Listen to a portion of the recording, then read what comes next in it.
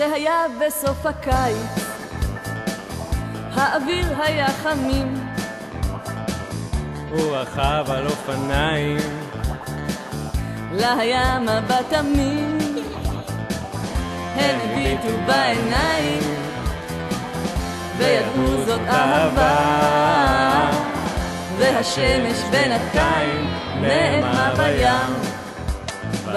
הוא הזמין אותה לגלידה, היא ביקשה קפה הפוך, הוא לקח אותה הצידה בחיוך, חיוך, בחולצת טריקו הצידה, עם הג'ינסים הכחולים, את ריסיה היא הורידה, בלי מילים, מילים. הם היו האוהבים הצעירים,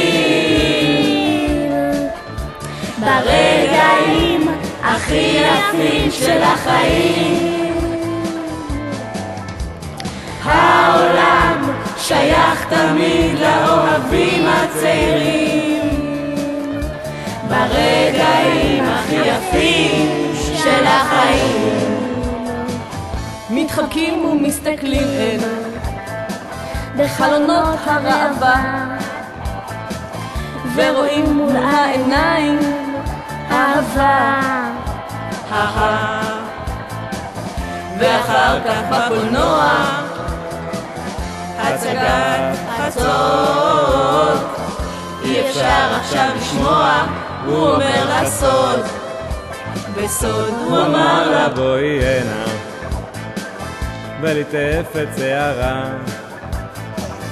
היא הסמיקה ונתנה לו נשיקה, כך התחיל בסוף הקיץ עוד סיפור של אהבה, והשמש בינתיים התגלתה בהר. הם היו האוהבים הצעירים,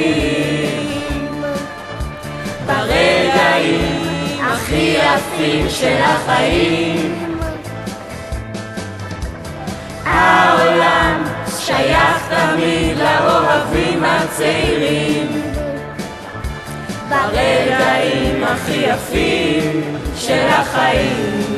אלינור, ברוכה הבאה למועדון. מזל טוב לגיל ואלינור.